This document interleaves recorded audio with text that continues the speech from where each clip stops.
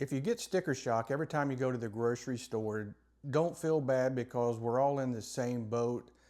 Whether it's going to the grocery store, stopping to get gas, or looking at your power bill, it's all going up, and it seems like nothing is coming back down or will anytime soon. And we're all looking for ways to cut costs and trim our expenses and just make ends meet. And if you're on a fixed or limited income in retirement, you're looking at ways to cut costs just like I am. Welcome back to my channel. My name is Bob, and the name of my channel is Almost Retired Life. I'm working on easing in to retirement, and right now I'm semi-retired and just doing things around the house, getting ready to put my house on the market. And again, I'm looking at ways to cut my expenses. But today we're going to talk about 10 ways to reduce your food cost in retirement. And while I was doing some research on this, I expected just to have 5 or 6 items, and it ended up being 10. So the more thought I got into it, more research I got into it, the longer my list got. So let's go ahead and get started. Number one is, I have a shopping day that I go out and I plan my meals for the week, and then I go to the grocery stores. And when I say stores, I mean stores. I actually go out to 2 or 3 of them. Luckily, where I live, we have a major supermarket, and we have a lot of discount stores here as well. And so I do a little bit of research before I leave the house, and I go and get what I need, stopping at multiple stores. We have a local meat market here that usually got some prices that are less than our local supermarket. And we have a Walmart and we have an Aldi, which are great alternatives to get some of your staple products. And but that is what I do. It's not any particular day.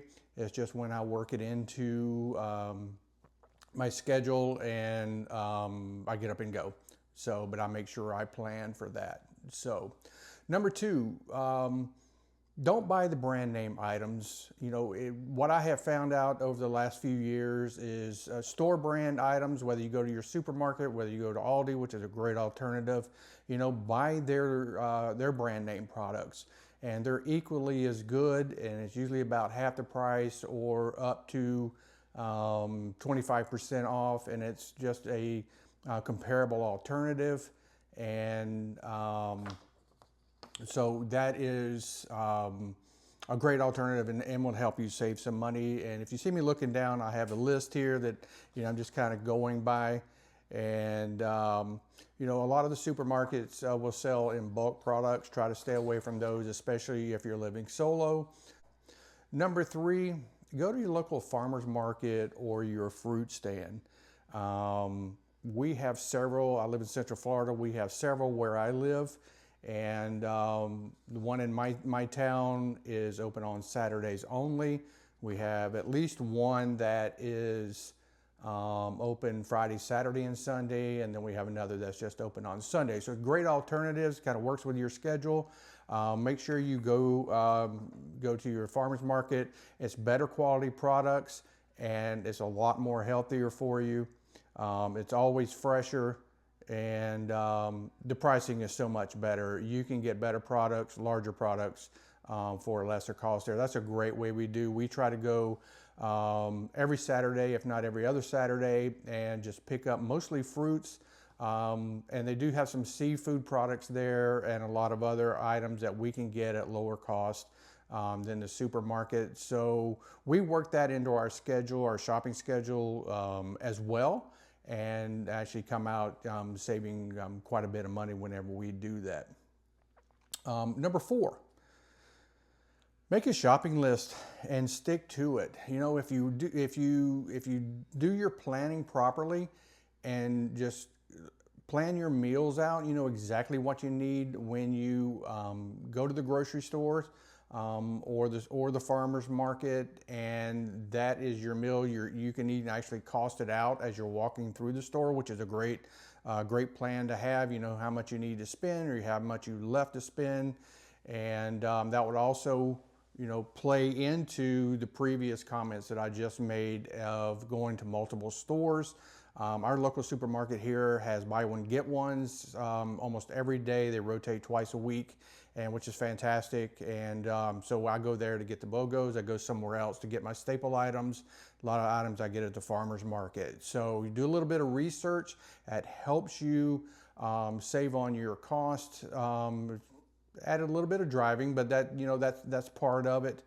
And but making a list of what you need when you go to the stores and just stick to that, and stay away from just incremental spending or grab items off the end caps or at the checkout stands. Stay away from doing that, and try to only go once a week. If you go once a week, then your shopping is done for the week. Again, that does do some research. It takes some research, but when you get there, you know what meals you're going to be cooking for the week, and that certainly helps out. Okay, number 5, have 8 or 10, maybe 12 rotational meals that you constantly prepare, and having a 2 or 3 rotation, 2 or 3 week rotation. One, it will reduce your decision fatigue on what you have to cook for dinner tonight or dinner tomorrow. You have Taco Tuesdays, or you have Pizza Thursdays or Fridays, or whatever that happens to be. You don't have to think about what you're going to prepare for your meal that evening. A lot of people will overspend on food when they go to the grocery store, and having these rotational items that you can actually buy in bulk, and a lot of it you can freeze. If you buy ground beef, or you buy chicken breast, whatever it is, a lot of those are freezable up to 2 or 3 weeks, and then that's your constantly rotational meals right there. Some examples of what you can cook is you can cook meatloaf. Some of that can be frozen. Some of your casseroles. You can do, buy frozen pizzas, pastas.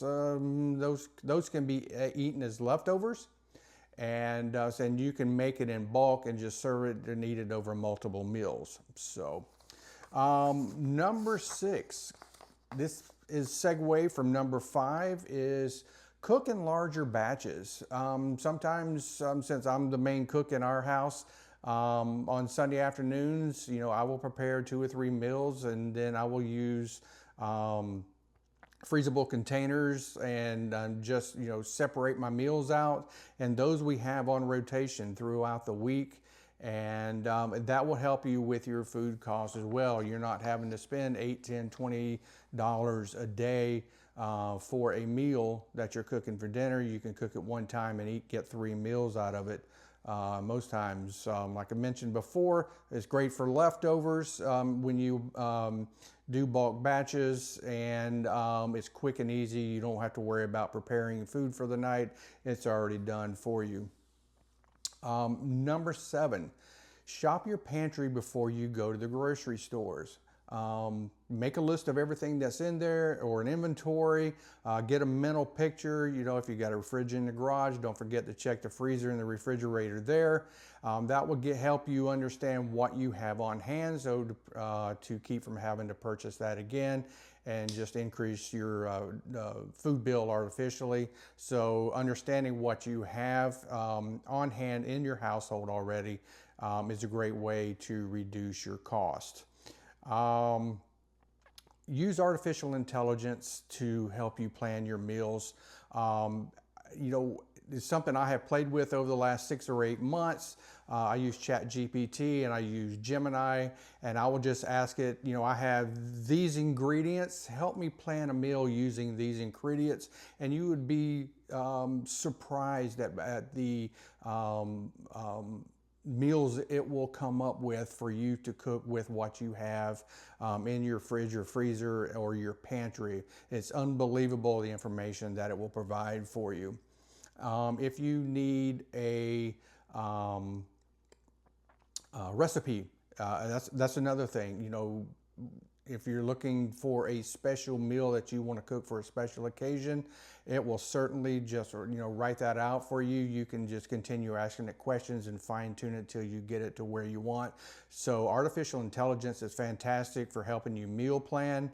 and create a variety of meals that you can prepare to keep your keep your household happy and keep your meals from being boring.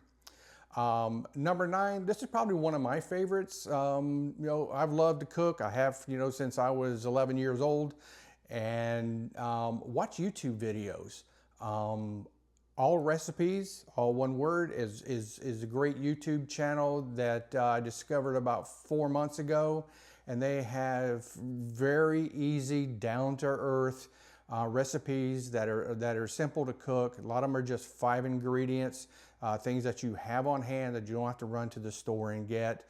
And I have been watching this on a regular basis, and it has really expanded our meal rotation and to the pleasant surprise of my family. So it's fantastic. And but I mean, I know there are a lot of others out there, and on television. There's cooking shows on television.